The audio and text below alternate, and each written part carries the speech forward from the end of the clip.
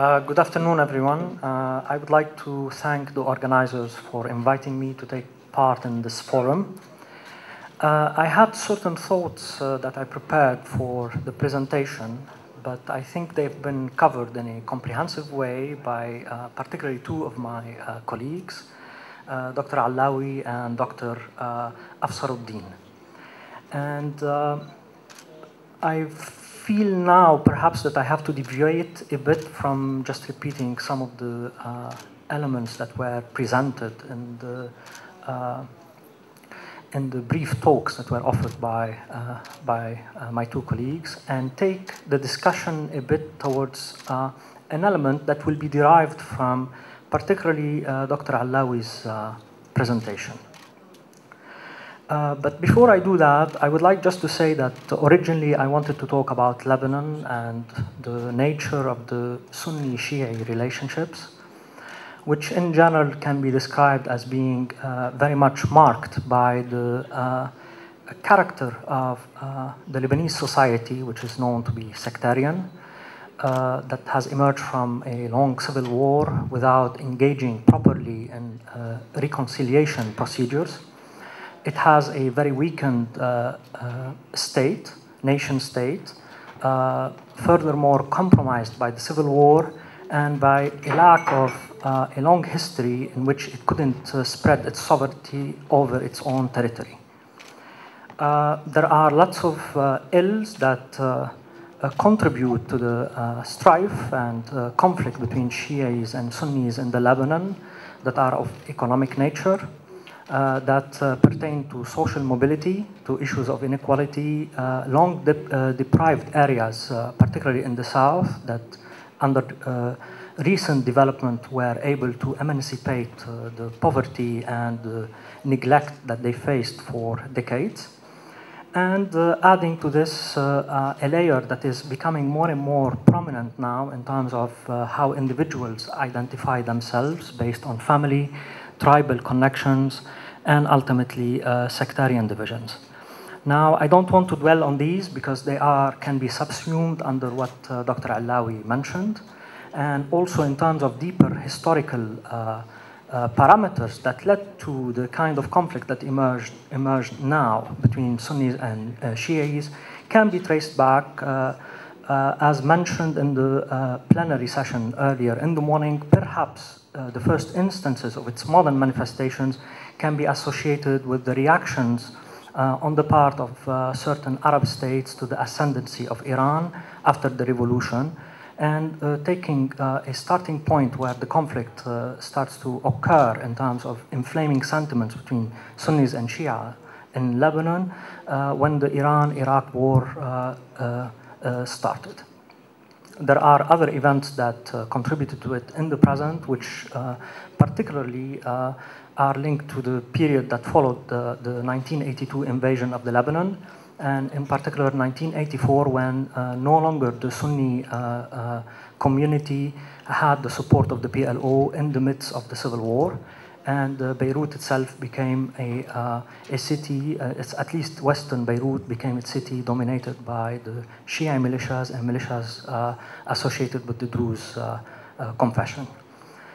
Besides this, later developments that followed after the Accord of the Ta'if, which was a form of reconciliation, ultimately dividing the country between warlords and giving them now offices in the state.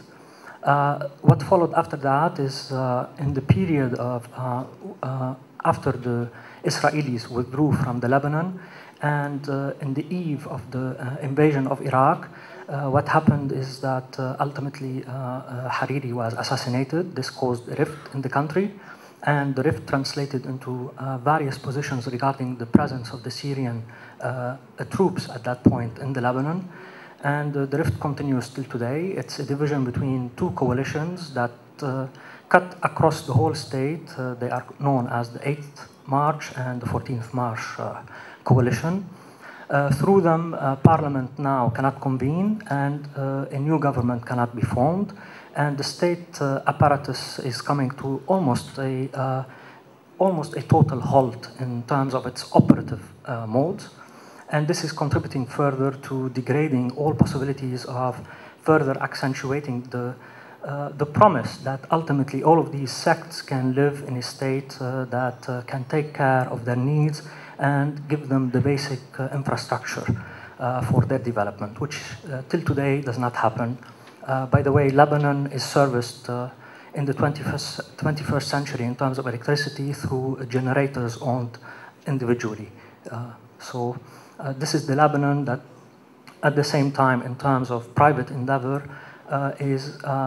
shows great entrepreneurship in terms of success at the private level. Now, these are elements that we could discuss in relationship to things that were mentioned earlier concerning the conflict between Sunnis and Shia. I want now to take it to a different level, something that perhaps could come from the region of metaphysics, something that pertains to the way we picture beings, the way we regard being altogether. And I would say that the manifestation of all of this kind of, whether conflict or reflection on Sunnis, Shia, the talk about political Islam, about the ascendancy of Muslims, comes also from a particular dialectic that has never been resolved and led to great failures in terms of the way tradition and modernity coexisted in the 20th century in Muslim societies. And I would take also an example, the Arab world. An attempt onto modernization was not successful, and secularization did not take root in society. It remained something that is at the level of the elite. Now, with modernity came with it also some elements of a particular way of looking onto the world that by its nature did not contain within it the idea of the Godhead. So ultimately, to talk about the modern world is also to talk about the loss of the gods, or what Heidegger used to call the flight of the gods. And yet we see that the gods did not leave altogether from societies that were marked throughout their long history by Islam as a faith, as a way of life, and as a civilization. So that idea of persisting in terms of upholding some kind of awaiting, some kind of a promise of the return of the God that is in flight, caused some internal resistance to the idea of modernity altogether. Ultimately, with the manifestation of a failure in modernization processes, in the collapse of the ideals that are associated with modernism as an ideology, modernity, which manifests itself through technoscience, through this kind of withdrawal from our world of divinities, itself became compromised in contexts that contained within themselves still the promise, the nostalgia of the return of the God that withdrew from the world.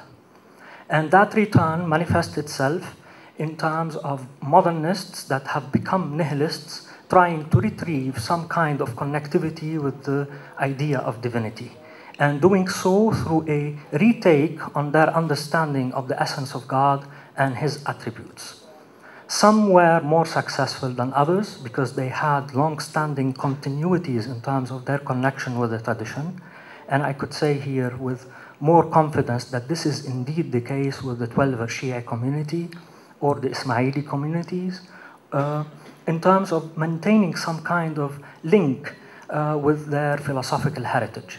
And yet their cosmology, their ontology, their outlook on being, their understanding of knowledge at the theological level still is connected with traditionalist models, traditionalist paradigms, almost Neoplatonist in disguise, that are still at work in terms of the way being altogether is pictured.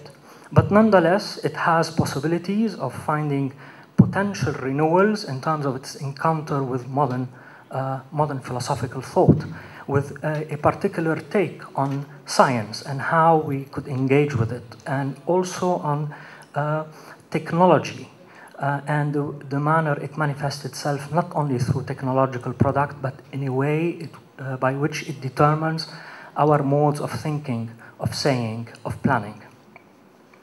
Now, on the side of the what we normally call Ahl Sunnah wa Jama'ah, which is a relatively recent kind of appellation, since in more distant time they would refer to themselves through their schools of jurisprudence. They are either belonging to Tabaqat al-Hanabila, they are Ahnaf or Shafi'iyya or followers of the Maliki tradition. But now we have this word with us, which we use it commonly to refer to people that follow these four madhahib. We refer to them as the Sunnah. And as it happens, up till the early 20s, still in the curriculum of the Azhar, they had something similar to the quadrivium, where they had to take mathematics, they had to take astronomy, they had to take music, and also train in logic. They had great commentaries still on Avicennan logic, something that is not so different from the curricula that we find in the religious schools and seminaries that are associated with the 12er Shia tradition. But through various developments that took root, particularly in the Egyptian society and in Arab countries, eventually the Sunnis lost their connection with any kind of philosophical discourse. And this means that ultimately, in relationship to their history, they lose that possibility of engaging with sources in a critical way, and also being reflective on the metaphysical, I would say, consequences of certain theological positions that they have in terms of picturing reality. And they don't have that tradition that could allow for renewal.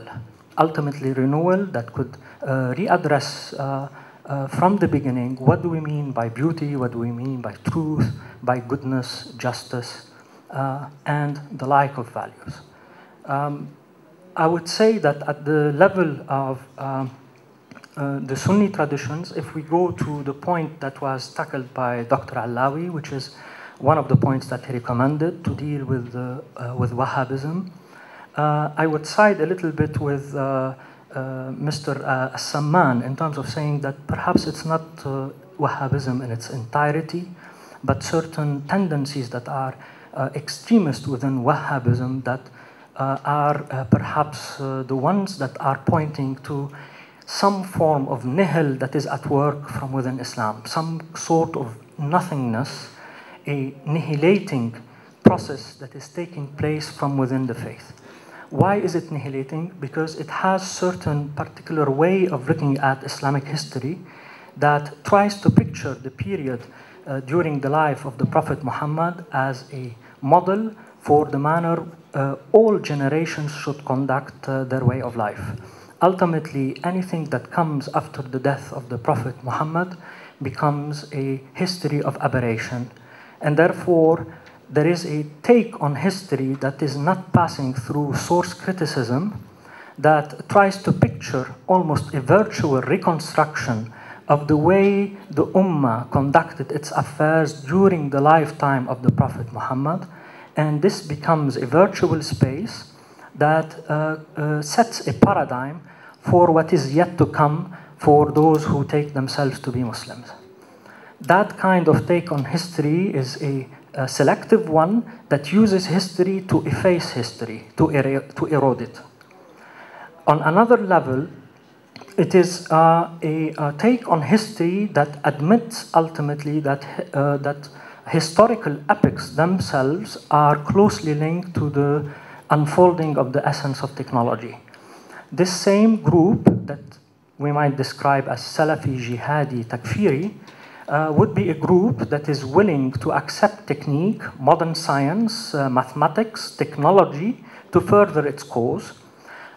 Its adherents would be more than happy to drive Range Rovers, wear Nike, have Prada sunglasses, and carry Kalashnikovs, use modern techniques for explosions, modern techniques for dominating cyberspace, modern psychological ways for grooming young minds in various capitals across the world through the internet. And at the same time, they want to show themselves in a garb that is traditionalist. So they would wear something that they would call an Islamic attire, perhaps made in Taiwan rather than through the hands of some pious tailor in Najd. This same group that takes technology to be the only mode by virtue of which history moves, uses the manner technology dictates the way we think in terms of approaching the text. So the text itself, scripture, becomes something that is to be read like a manual is read. So the way you would read the manual for operating your computer becomes a way by virtue of which you read the text. It is selective, it has certain commands, and certain commands that require activation. And this could result in a mode of thinking that is very logical, but is emptied from historical, cultural content. It is logical in terms of being abstractive, and the end result of it could be certain utterances, certain dictates, like jihadun nikah, which is one of those inferential type of ways of deriving from a particular reading of the Quran a certain pragmatic mode of alleviating the needs of the jihadis. Thank you.